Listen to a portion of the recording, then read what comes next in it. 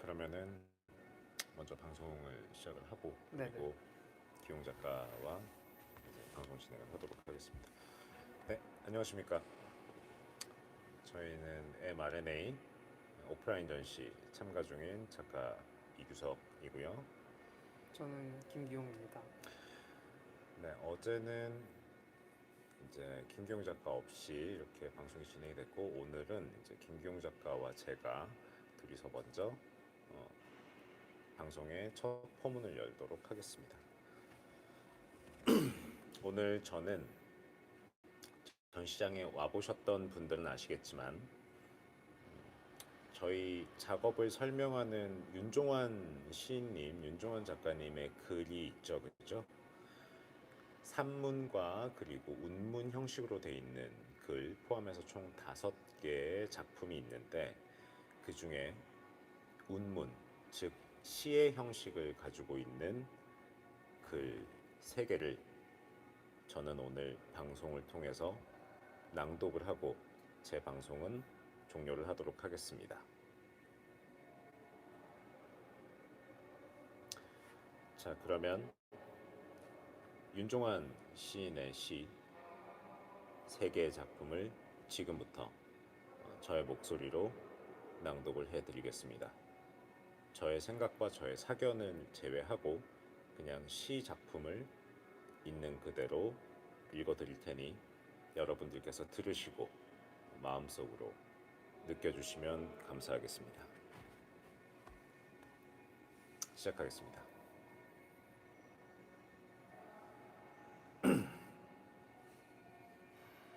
제목 True or Show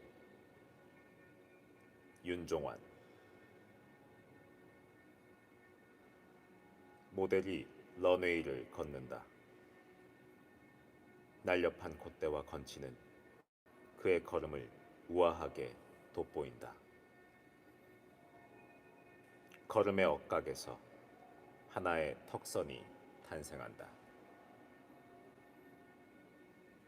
카메라 플래시들이 터지고 행복의 완충지대가 축조되고 플래시가 온몸에서 터진다. 빛의 중심에선 무엇도 알아볼 수 없다.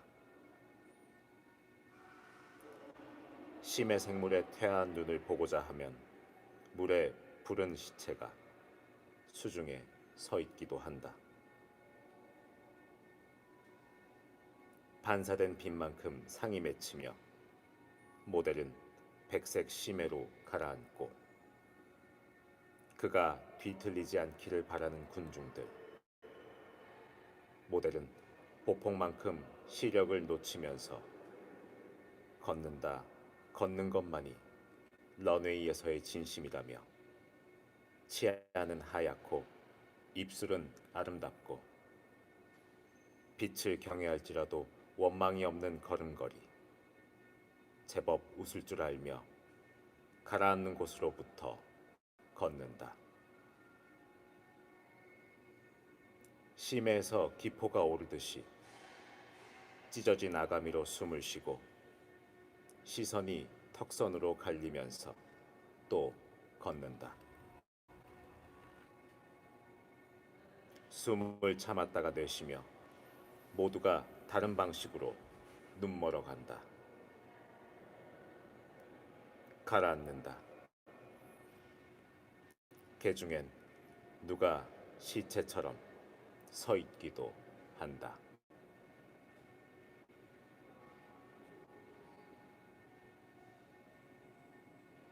자, 2번째 시 읽어드리겠습니다. 헤어살롱 윤종환. 이곳에 와 머리카락을 물들이려 하다가 상한 부위와 새로 자란 부위 사이를 보고 돈을 벌었다 돈이 쓰이고 그만큼 자라 돈의 길이를 생각하고 거울을 보고 거울을 고쳐보고 머리카락을 물들이고는 짧아지고 시간이 잘려나가고 표정이 깎여 나가고 바닥으로 떨어진 머리카락의 무게를 생각할 수 없고 모발이 물들어서 모공을 내주고 그러다 머리카락이 없고 염료가 머리카락으로 침투하고 어떤 자리를 잡고 멜라닌이 깎여 나가고 염료가 밀려 나오고 시간을 빼앗고 시간이 사라져서는 다른 색이 다른 시간을 밀어내고 가위질에 표정이 엇갈리고 잘린 머리카락이 쓰레바디에 담기는 무게를 못 느껴서 맞서 대들다가 대드는 시간으로 앉아 있다가 머리를 기르고 길러서 자르고 그러다 물들인 색깔 물없이 빠져나가고 더딥히고 짧은 머리카락이 얼굴에 묻어 어떤 것은 자라난 색, 어떤 것은 자라날 색, 어떤 것은 자라나지 못한 색.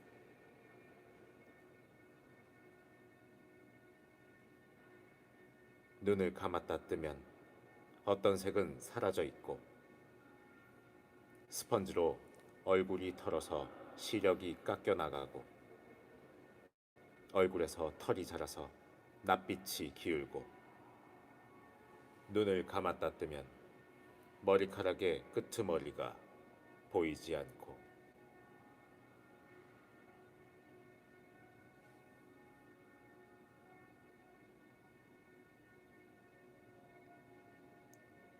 세 번째 시 낭독하겠습니다.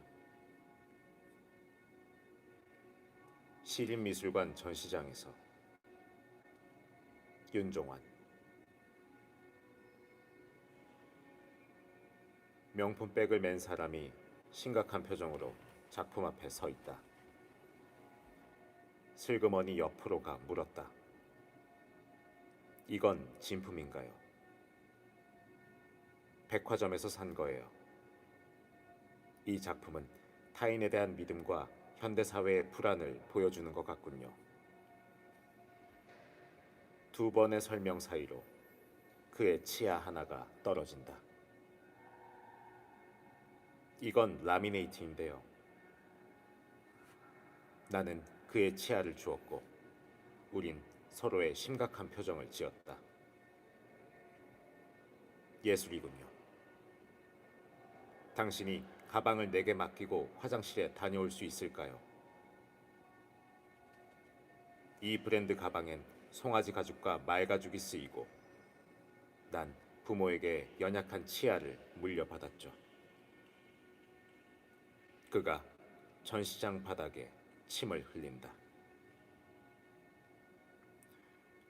훌륭한 예술 작품이 존재한다고 믿으세요. 죄송하지만 말씀에서 발음이 셉니다.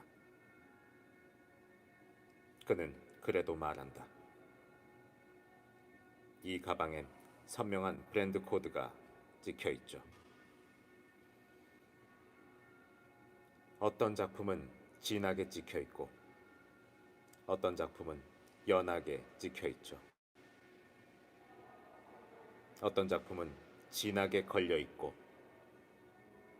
어떤 작품은 연하게 걸려 있죠. 어떤 작품은 작고 빛이 나고요. 어떤 작품은 그 속이 썩어 있고요. 설명하지 마세요. 전 모릅니다. 서로의 조금 오래 곁눈질을 했다. 당신 예술이군요.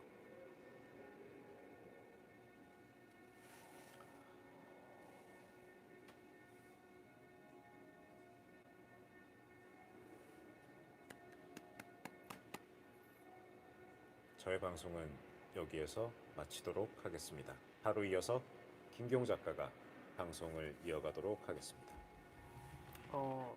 시 낭독하신 거 정말 잘 들었고요. 네. 혹시 성우 활동을 하신 적이 계신가요? 어떻게 하셨어요? 목소리를 듣고 알았습니다. 거짓말. 저희 어색해 보인다고 하시는데 저희 실제로는 굉장히 친하고요. 어, 원래 남자끼리 친하면은 말도 안 하고 음, 좀 서로 멀리 떨어져 있으려고 그러기도 한답니다. 정말인가요? 네. 네. 어, 저 일단 안녕하세요. 저는 김비용이라고 하고요. 이제 제 방송 시간인데 어제 저는 방송을 못 나왔습니다. 개인적인 사정이 있어서. 그래서 어, 그랬어요. 그랬는데 그러면서 오늘 방송 무얼 할까를 생각을 어제 일하고 비교해서 생각을 하다 보니까 어제 조금 힘든 일이 있었는데 이거 어디서부터 얘기해야 될지 모르겠네요. 근데 제가 하는 일에 대해서 좀 생각을 해봤어요. 미술 한다는 게 뭘까? 뭐 예술이라고 하면 너무 거창해지긴 하는데 그게 한다는 게 도대체 뭘까? 라는 생각을 했었는데 여러분들은 미술 한다는 거가 뭐라고 생각을 하세요? 일단 한번 얘기를 들어보고 싶어요. 댓글들이 올라오겠죠. 네네.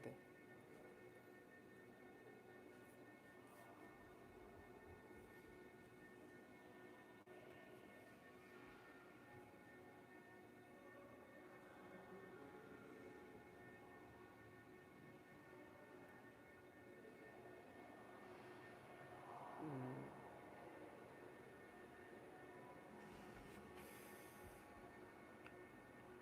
뭐 나 자신을 그림이나 작품으로 표현하는 것, 자기 세계를 표현하는 것, 말로 표현을 못하는 걸 표현하는 것, 뭐 여러 가지 의견들이 있네요. 근데 뭐 일단은 규석 작가님은 미술한다는 게 뭐라고 생각하세요? 죄송해요 이런 질문 드려가지고. 근데 굉장히 좀 생각이 많아지는 질문이에요. 실제로 그러니까 전공자의 입장에서 뭐 전공자라는 단어 선택은 좀 잘못된 것 같습니다. 이것을 업으로 삼고 있는 사람의 입장에서 물론 정답들이 쭉 정답이라기보다는 많은 생각의 표현들을 지금 댓글로 해주고 계신데 저는 이전에는 실은 마음의 표현이라고 생각을 했는데 음, 가끔은 오히려 그런 생각이 더 강하게 들어요. 아, 고립되어 있는 자기 자신의 시각화이지 않을까. 뭔- 좀 자세하게 설명해 주시겠어요? 어, 작업을 한다는 행위 자체가 그림을 그린다는 행위 자체가 철저히 저는 나 자신과의 대화이자 나 자신과의 싸움이라고 생각을 하거든요. 근데 그 과정에서 오는 어떤 외로움이라던가 생각의 필요 이상의 과몰입과 같은 것들 그런 것이지 않을까라는 생각을 많이 해요. 최근 들어서는 늘 좋은 의미만은 아닌 거죠, 그게. 일단은 여러 의견들이 있는데 음, 저도 맨날 생각이 바뀌어요. 미술 한다는 게 뭔지, 미술이 뭔지 이런 생각들을 하는데 어쨌든 저는 그래도 저 스스로를 미술하는 사람이라고 생각을 해요. 정의는 바뀌지만 자꾸 그 바뀌는 걸 계속 하고 있는 것 같아요. 근데 물론 남들이 보면은 저게 뭐 미술이야, 얘는 그냥 애들 장난치는 거지 이렇게 생각할 수도 있고 뭐 아직 너는 덜 됐어 이렇게 얘기할 수도 있는데 그냥 저는 그래도 미술 한다고 생각을 하고 살고 있어요. 그런데 미술이 뭘까 이렇게 생각을 해보면 일단은 내가 뭔가를 만들어서 남들한테 보여주는 행위가 미술의 기본이라고 생각을 하거든요. 저는 일단 그게 제가 생각하기에는 지금은 그렇게 생각을 하고 있어요. 저는 그런 일을 하고 있는데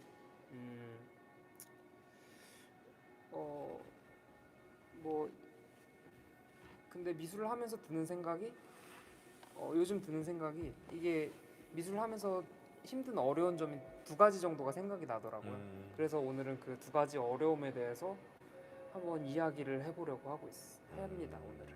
그래서 여러분들한테 처음 시작하면서 이런 질문들을 드렸어요.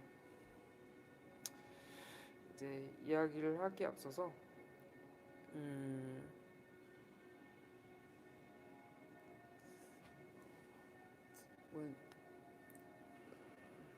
그렇습니다. 제가 조금 힘든 일이 있어가지고 말을 이렇게 계속 연결시켜서 하는 게 조금 힘드네요. 하지만 그래도 열심히 노력해 보겠습니다.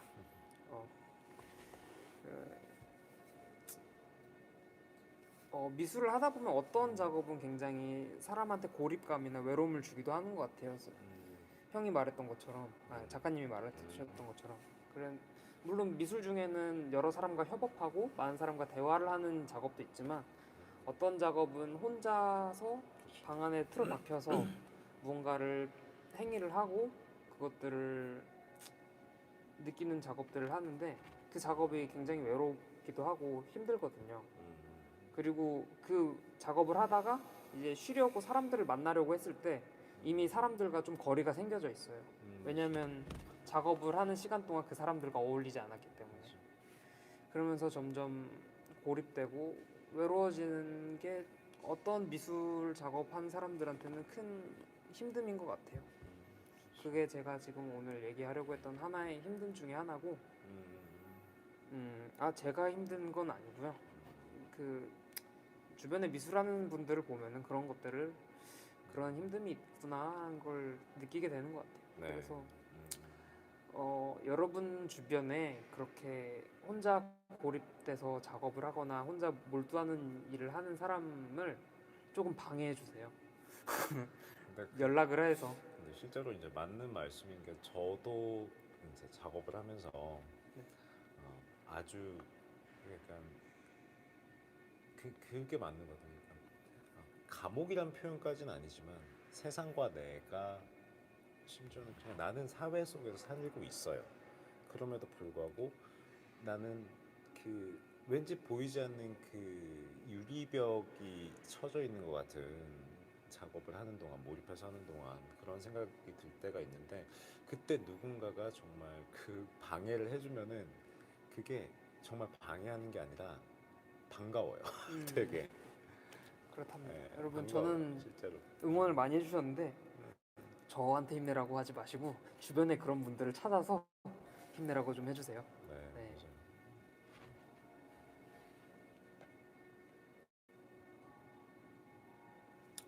그런 얘기를 한번 해보고 싶었고 또 다른 얘기는 뭔가 미술을 하다 보면은 사람들을 불편하게 할 만한 생각 혹은 새로워서 사람들이 낯설어하는 것 이런 거를 만들어내거나 얘기하거나 보여주게 할 때가 있어요. 사실 저희도 맨날 항상 새롭고 그런 것들을 보는 건 불편하잖아요. 그렇죠. 뭐 익숙한 것이 없으면 저희도 살기 불편하거든요. 근데 미술을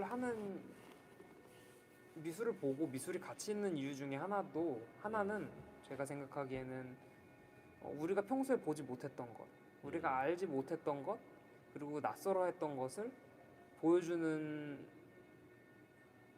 보여주고 우리를 알게 하고 우리의 지평을 넓혀주는 그런 역할을 하기도 한다고 생각을 해요. 근데 어떤 미술하는 사람들은 그런 새로운 작품이나 사람들이 불편해하는 거를 보여주고 거기에 대해서 비난이나 비판을 들었을 때 굉장히 당황스러워하고 슬퍼하고 그 작업을 지속해 나가지 못하는 경우도 있어요. 그렇죠. 좌절하고. 물론 반사회적이거나 사람들한테 피해를 주고 누군가에게 상처를 입히는 작업은 지양해야 되겠지만 어느 정도 사람들을 위하고 그게 올바른 방향이고 새로운 시선이라면은 저는 그것들은 용인되고 많은 사람들이 당장 불편하더라도 조금은 이해를 해주는 게 저는 예술이 가진 하나의 기능을 사람들이 모두가 향유할 수 있는 방법이라고 생각을 해요. 그러니까 이제 저는 그런 생각이 들어요. 이제 작가님이 해주신 이야기를 쭉 듣고 그 불편하다라는 것은 어찌 보면은 우리가 보고 싶지 않은 현실을 봤을 때 사람은 불편함을 느낄 수도 있겠다. 다시 말해서 굉장히 현실적이고 리얼한 영화를 봤을 때 보시면서 불편해서 더는 못 보겠다라고 하고 꺼버리시는 경우들도 있잖아요. 근데 미술의 기능이 항상 예쁘고 보기 좋은 면만 보여주는 것이 다는 아니라고 생각을 합니다. 물론 그런 음. 미술도 가치가 있고 그럼요. 존중받아야 되고 그럼요. 좋습니다. 저희도 그런 미술을 향유하고요. 지향하죠 저희도. 네. 하지만 뭐 다른 기능도 있으니까. 그렇죠. 그래서 주변에 그런 것 때문에 작업에 열중하지 못하거나 작업을 방향 틀어버리거나 그런 친구들이 있으면 좀 보기 안타깝더라고요. 네, 많이 안타깝죠. 네, 그래서 제 오늘 하고 싶은 얘기는 그런 친구들도 지지해주자. 그런 친구들도 많이 아껴주자. 지지까지는 안 하셔도 되는데 그냥 맹목적인 비난은 조금 자제를 해주시는 게 좋지 않을까. 네. 맹목적 비난이 아니라 의사나 의견을 물어보고 대화를 좀 나눠보면은 또 이제 이 사람이 이래서 이런 작업을 하는구나에 네. 대한 본인들의 질문자들의 이해 폭도 넓어질 수 있는 기회가 되지 않을까 싶습니다. 네. 제 생각엔. 사실 세상을 살다 보면 우리가 보기 좋은 것만 보고 살긴 참 힘들어요. 그리고 그쵸. 모든 것을 이해하고 살기도 힘들고. 그런데 미술이란 도구가 그런 것들을 연결시켜주고 사람들 간의 이해를 돕고 그런 소통의 도구가 되었으면 저는 좋겠다는 생각을 해서 이런 미술가가 겪는 두 가지, 예술을 하는 사람들이 겪는 두 가지 어려운 점에 대해서 이야기를 해봤습니다. 네. 되게 깊이 있는 이야기를 해주셨고 또 어려운 이야기를 꺼내셨다라고 저는 생각을 해요. 네. 그래서 저는 오늘 이런 이야기를 했는데 여러분들의 그래도 질문을 조금 저희 두 작가에 대한 질문을 좀 들어보고 방송을 한번 마쳐보도록 하겠습니다. 네. 이제 질문을 주신 거에 저희가 답을 해드려야 되나요, 이제? 네, 질문 주세요. 네, 저희 지금 모니터링 하고 있으니까 질문 주시면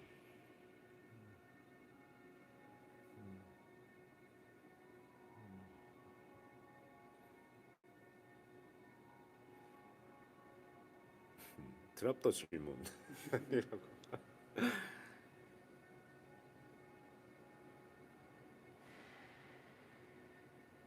내일이 마지막인데 기분이 어떠신가요? 라는 질문이 나왔어요. 거기에 먼저 답해 주십시오. 저요? 네. 저는 굉장히 행복하고요. 얼른 집에 가서 자고 싶습니다. 그렇군요. 네, 성수까지 지하철 타고 오지 않고 성수에서 서울대 입구까지 사람들이 잘 모르는 자기 주거지를 공개를 하고 있어. 거기까지 가지 않았으면 가지 않는 삶을 살고 싶었어요. 네, 그럼 제가 또 하나 골라볼게요.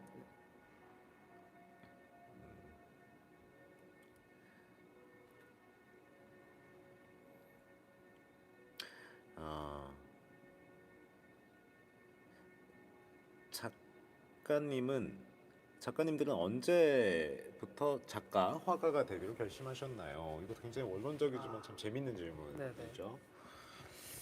먼저 대답해 주시죠. 제가 먼저 이번엔 제가 먼저 하겠습니다. 그러니까 저는 실은 본격적으로 나는 작가가 돼야지라고 생각을 했던 거는 고등학교 2학년 때였어요. 저는 뭐 예술고등학교 출신도 아니었고 평범한 인문계를 다니면서 이제 부모님 중에 한 분이 미술을 하셨기 때문에 자연스럽게 미술을 하게 됐지만은 제가 작가라는 업을 가지고 살 거라는 생각은 못했고요. 왜냐하면 그림 그리는 게 참 재밌긴 했지만은 그거를 직업으로 삼는다는 건 상상을 못 해봤는데 제가 했던 아마 개인 인터미션 라이브를 보셨던 분들은 아마 제가 작가가 된 계기에 대해서 어떤 작가님을 보고 생각의 전환이 많이 일어나는지 아시게 되셨을 텐데 결론적으로만 말씀드리자면 저는 18살 때 고등학교 2학년 때 저는 작가가 되려고 이제 회화과를 가겠다라고 부모님께 선언을 했죠. 네, 작가님은 어떻게? 저는 일단 두 번의 변동이 있었습니다. 그림이라는 걸 그리겠다는 생각을 했던 건 초등학교 1학년 때였어요. 어떤 계기가 있었냐면 그때 전 만화 둘리를 되게 좋아했거든요. 네. 그래서 둘리. 둘리랑 좀 연관이 깊으시죠? 여기 보고. 아, 네. 뭐그 둘리를 그린 김수정 작가님을 보고 만화가가 되겠다는 꿈을 꿨었어요. 네. 그러다가 초등학교 3학년이 지났을 때 네. 화가가 되겠다는 생각을 했었습니다. 초3 때. 근데 어떤 이유였냐면 저는 그게 싫었어요. 적당히 공부해서 대학 나와서 직장 다니고 물론 그 삶이 전혀 가치가 없고 행복하지 않다는 게 아니고 뭔가 정해져 있는 삶을 살기 싫었어요. 정해져서 이렇게 살고 저렇게 살면 이렇게 끝날 게 보이는 그런 삶을 살고 싶지가 않았어요. 네. 저는 그래서 미술을 하겠다고 생각을 했고 네. 그때부터 예. 미술을 하고 고등학교도 예술계 고등학교를 가고 미대도 오고 그런 식으로 진행이 되게 됐죠. 예.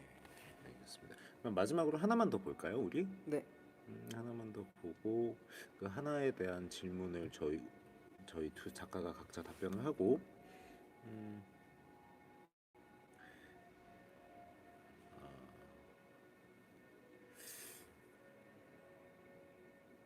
이거 어떠신가요, 혹시? 저는 이게 재밌어 포인트. 네. 해보시죠. 저요? 네. 네. 질문을 말씀해 주시고. 만약 화가가 되지 않았다면 지금 나는 무엇을 하며 살고 있었을까요? 라는 질문이 들어왔는데요. 그럼 제가 먼저 답변을 할 차례죠? 네.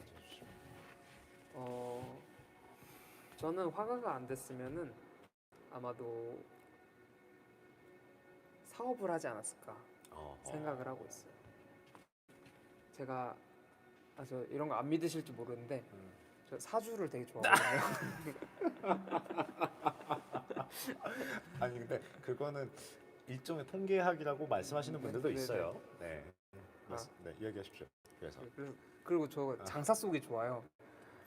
다 좋다. 영업에 조금 재주가 있는 것 같아서. 일단은 그러면 저는 김기용 작가가 저한테 뭔가 듣기 좋은 이야기를 하는 거면은 뭔가 그 안에 목적성이 있는 걸로 판단을 하도록 하겠습니다. 그래서 장사 속도 좋고 그리고 뭔가를 파는데 재미가 있더라고요. 남들을 이렇게 상대방을 대하고. 그래서 전 장사를 하지 않았을까 네. 생각을 합니다. 자, 기왕에 뭐 사주 이야기 나온 거 저도 뭐 사주로 한번 가보도록 하겠습니다. 네, 저는 사주에 도화살이 2개에다가 홍염살이 하나예요. 네. 남성치고는 굉장히 그 살이 굉장히 센 편인 거죠. 저는 만약에 그림을 안 그렸다면은 오히려 저는 약간 그 배우가 됐을 것 같아요. 배우 쪽으로 한번 생각을 해봤을 것 같아요. 제가 뭐 매력이 있어서가 아니라 저는 그 아까 그 뭐라고 그렇게 사업력이 좋다고 하시잖아요. 네네. 저는 이게 굉장히 좀 강해요. 그러니까 입으로 뭔가 하는 직업.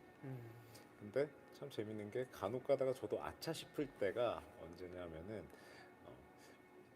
그 뭐라고 해야 될까? 뭐 말을 해요. 말을 막 하는데 마치 약간 좀 이게 뭐 세상에 존재하지 않는 건데 마치 정말 있었던 일인 양 이렇게 빙의돼서 연기하듯이 저렇게 이야기하는 것도 조금씩 있어요, 실제로. 근데 실제로 연기를 좀 하시지 않았나요? 대학 다닐 때 잠깐 했었죠. 네, 실제로 했었고, 근데 지금은 실은 저는 이제는 그 작가라는 길을 참 많이 와서 이제 다른 것들에 대해서는 크게 뭐 미련이 있다거나 그렇진 전혀 않아요. 네, 다른 거를 생각을 지금 해보지도 않고 있고. 그림이 짱입니다. 방송이 잠깐 사주 얘기가 나오면서 산으로 간 것 같은데. 산 지금 원래 이제 공영 이제 지상파 방송이면 갑자기 화면 바뀌면서 산으로 가는 모습 짤 하나 나오고 이렇게 되는 게 맞는데. 하여튼 그러면 방송을 마무리를 해보도록 하겠습니다. 네. 그러면 그럼 마무리 인사해 주세요. 네, 그러면 저희 방송 잘 봐주셔.